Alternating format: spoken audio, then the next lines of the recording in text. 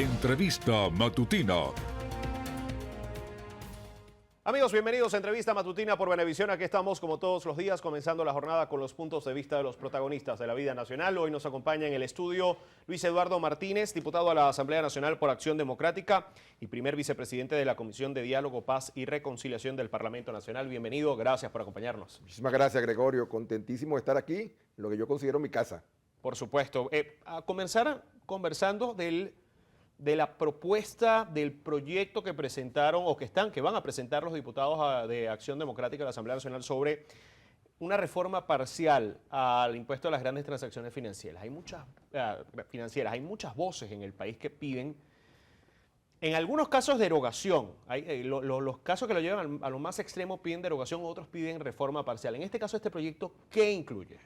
Bueno, en principio déjame señalar que el proyecto de ley lo presentaremos en las próximas horas y es el producto precisamente de tanto que hemos logrado conversar con sectores productivos de la vida nacional.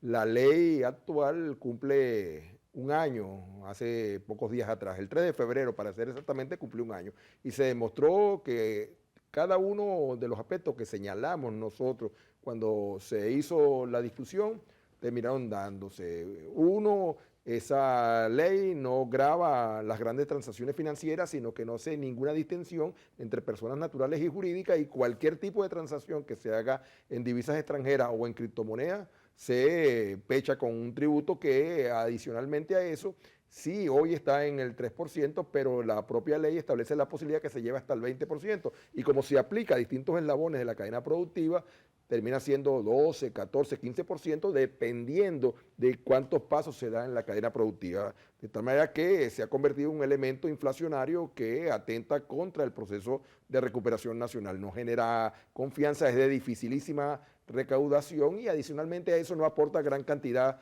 para el fisco nacional. En el presupuesto del 2023, el monto que debería recaudarse por ese concepto no llega al 3.1% del todo del presupuesto nacional. De tal manera que lo que quema el Banco Central de Venezuela en 2 días, tratando de mantener el precio del bolívar en relación al dólar, es lo que supuestamente debería recaudarse por el concepto de ese impuesto tan dañino para la economía nacional.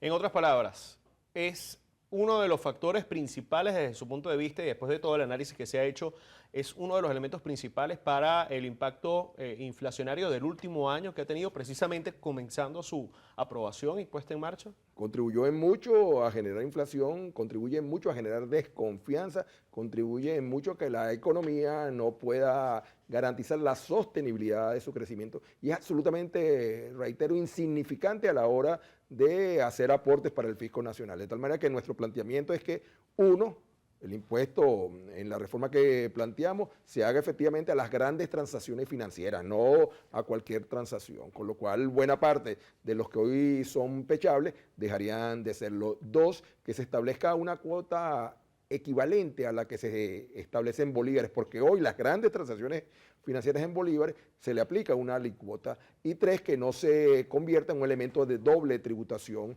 que además hace todavía mucho más caro cualquier proceso productivo en Venezuela. Pensando precisamente en todo esto, en el elemento de doble tributación, en el impacto inflacionario, ¿cómo ven la implementación o cómo podría apoyar la implementación de este proyecto de reforma parcial a la estabilización de la situación salarial en el país? Ayudaría muchísimo porque buena parte del problema es que en la medida de que no se incorpore a plenitud la actividad privada al proceso de recuperación económica, este no será sostenible y tampoco será posible garantizar mejores sueldos y salarios en el sector privado. En el sector público el concepto es otro y lo hemos venido manejando una y otra vez. Nosotros estamos convencidos de que donde primero tiene que atacarse el problema de sueldos, salarios, pensiones y jubilaciones es en la administración pública. Más de 5.500.000 venezolanos, trabajadores y trabajadoras, están cercanos al salario mínimo cuando no están en salario mínimo.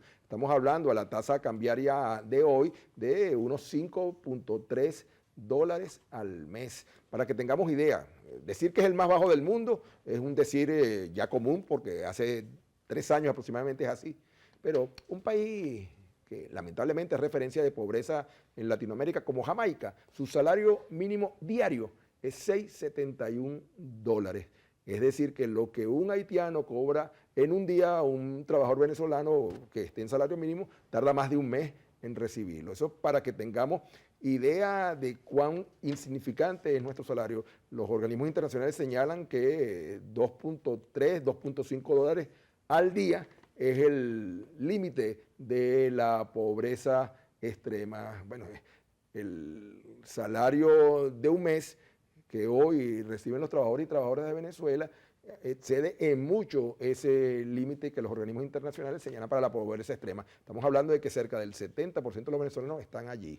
Hay cualquier cantidad de estudios. Hace poco, en la madrugada, estaba leyendo un trabajo reciente que se refiere a la situación alimentaria y señalan que 1.5 millones de venezolanos en muchas ocasiones en el año 2022 no hicieron una comida al día y que cerca de 6.5 millones de venezolanos declaran o se estima que hacen una sola comida diaria precisamente por el problema de la falta de recursos para adquirir alimentos.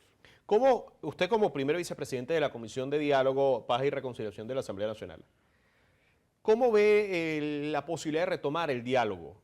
¿Qué necesita que pase? ¿Qué posiciones se tienen que tomar para que se pueda retomar el diálogo? Unas pocas precisiones. Primero, el diálogo es el único camino para que Venezuela pueda salir de esta permacrisis en la que se encuentra. Y esa palabra permacrisis, el año pasado la acuñaron los europeos como una sucesión de crisis que no terminan nunca. Y es un poco lo que pasa con el país. Entonces, la permacrisis solamente es superable a través del diálogo, porque tiene que haber diálogo entre los distintos sectores de la vida nacional, no solamente, por cierto, entre los políticos. El diálogo político, que seguramente lo que en este momento tú le das importancia en la pregunta, tiene que ser retomado porque no hay una vía distinta para reconciliarnos y trabajar en paz. Ahora, ¿qué es lo que más se necesita? Lo que más se necesita para que el diálogo se retome y sea exitoso es confianza. Confianza. Y digo 3 veces confianza. Y para que haya confianza es necesario que los acuerdos parciales que se han venido conviniendo se cumplan. Entonces, en el diálogo formato México, que es el que la mayoría de los observadores le prestan atención, hubo un acuerdo fundamental que era liberar 3.150 millones de dólares que están retenidos en distintas figuras en el extranjero para acometer distintos programas en el área educativa, en el área de salud, en el sistema eléctrico y en la atención a damnificados de las tejerías y el castaño palmarito. Y ese dinero que se acordó liberar, que se creó una comisión técnica para ello, que se listó incluso lo que se iba a hacer con ello y cómo se iba a gestionar, todavía no aparece. Entonces es imposible avanzar si no se cumplen acuerdos previos. De tal manera que yo diría que para generar confianza, lo que corresponde es cumplir con los acuerdos previos que ya se han adelantado. ¿Cree que se intentan priorizar estos temas que usted acaba de mencionar, educación, salud, energía eléctrica? Bueno, en el diálogo formato médico, pero también en el diálogo que hemos venido manteniendo con distintos sectores de la vida nacional, porque el diálogo no solamente es político, hay también una multiplicación de diálogos con los empresarios, con los emprendedores, con las iglesias, con las universidades. Lo fundamental es lo económico y lo social. Yo sé que hay una tendencia en unos pocos, cada día más pocos, en priorizar lo político electoral, pero hoy Venezuela, lo que está interesada, los venezolanos y las venezolanas, es en el tema económico y lo social. Alguien me decía ayer que el verdadero dilema del venezolano no es por quién va a votar o cuándo va a votar, sino qué va a comer hoy. ¿Cuáles son las prioridades de la Asamblea Nacional en cuanto a nuevas leyes, a nuevas legislaciones durante este 2023? Hay una agenda legislativa que aprobamos hace poco, la comisión que se encarga de ir ordenando esos temas, de la cual, por cierto, yo soy parte, y se le da prioridad a lo social, se le da prioridad a lo económico. En la Comisión de Economía, por ejemplo, hay temas importantes relativos a garantizar soporte al crecimiento de la economía venezolana. En la Comisión de Administración y Servicios, de la que soy parte, se está trabajando el tema de la ley del agua, de la ley del servicio eléctrico, de la ley de vivienda y hábitat, de la ley del servicio telefónico, que hagan posible, y eso es una prioridad que declaramos el año pasado, que los servicios públicos mejores, que hoy también son un reclamo nacional. Pero en cualquier caso, hay 57 proyectos de leyes que están en agenda, hay otros que se pueden incorporar. La semana anterior, COPEI, con el apoyo de algunos otros parlamentarios, presentó, entre ellos yo, un proyecto de ley de emergencia salarial ese no está en la agenda legislativa, pero por reglamento interior y debate puede incorporarse por iniciativa parlamentaria la ley de modificación del impuesto a las grandes transacciones financieras que presentaremos nosotros la semana que viene. También está incorporándose a esa agenda. Hay un par de leyes que prefiero no entrar en detalle, pero que estamos en este momento terminando para también contribuir a lo económico y lo social. Pero la prioridad, que coincidimos todos, es lo social y lo económico.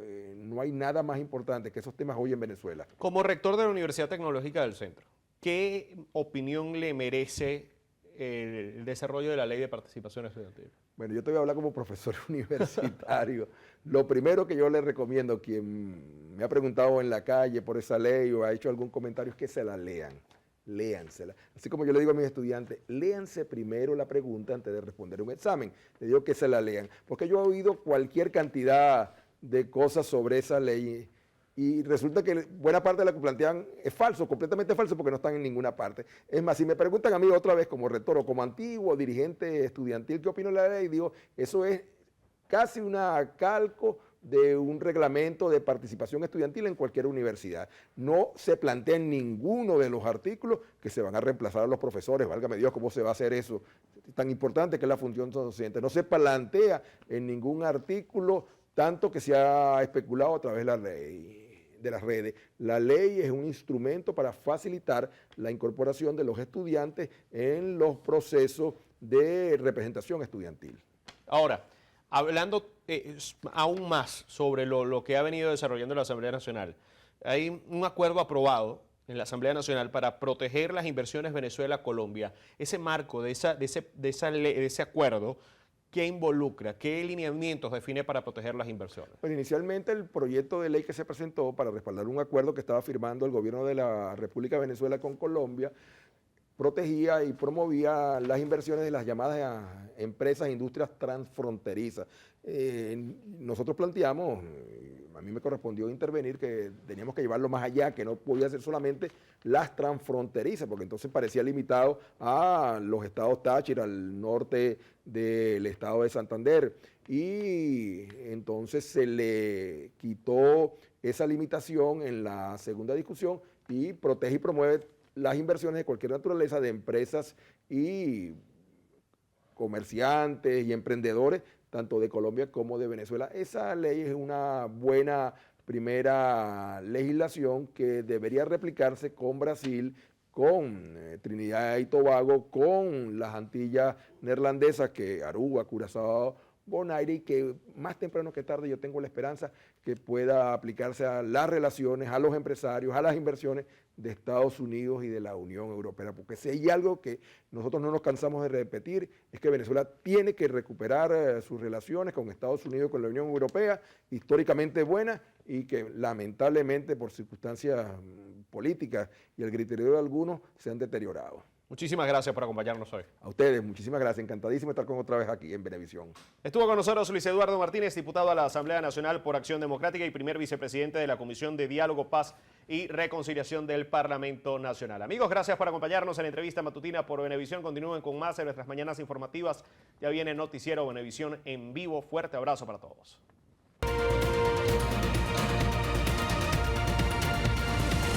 Entrevista matutina.